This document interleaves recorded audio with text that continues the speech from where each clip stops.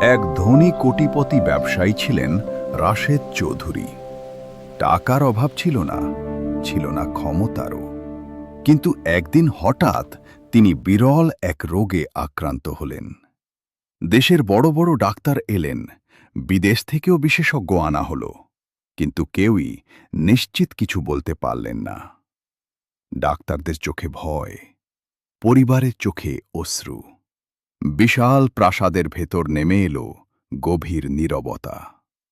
ঠিক সেই সময় হাসপাতালের বাইরে আবর্জনার স্তূপের পাশে দাঁড়িয়েছিল এক জীর্ণশীর্ণ ছেলে। ছেঁড়া জামা, পায়ে স্যান্ডেল নেই, সবাই তাকে টোকাই বলে ডাকে। তার আসল নাম রবিন। ছোটবেলায় বাবাকে হারিয়েছে, মায়ের চিকিৎসা করাতে না পেরে তাকেও হারিয়েছে। তাই হাসপাতালের আশেপাশেই ঘুরে বেড়ায়, কেউ খাবার দিলে খায়। সেদিন রবিন দেখল সবাই দৌড়াদৌড়ি করছে। সে সাহস করে ভিতরে ঢুকে বলল, আমি কি একবার চাচাকে দেখতে পারি? সবাই হেসে উঠল, এই টোকাই আবার কি করবে? কিন্তু রবিন জোর করল না, শুধু বলল, আমি ডাক্তার না, কিন্তু আমি আমার মায়ের অসুখের সময় কিছু শিখেছিলাম।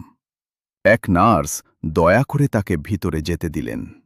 রবিন চুপচাপ রোগীর হাত ধরে দেখল, তারপর বলল, ওনার শরীরের পানি খুব কমে গেছে, ওনাকে শুধু বড় বড় ওষুধ ডাক্তার না বাবা, দিয়ে ওষুধের আগে শরীরের শক্তি ফেরাতে হবে। পানি আর পুষ্টি দরকার। ডাক্তাররা অবাক।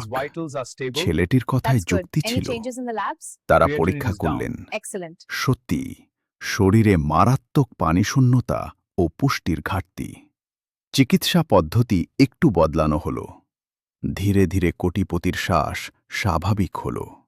কয়েকদিনের মধ্যে তিনি চোখ খুললেন। সবাই অবাক। যাকে সবাই তুচ্ছ করেছে, সেই ছেলেটির পর্যবেক্ষণই বাঁচিয়ে দিল একজন মানুষের জীবন।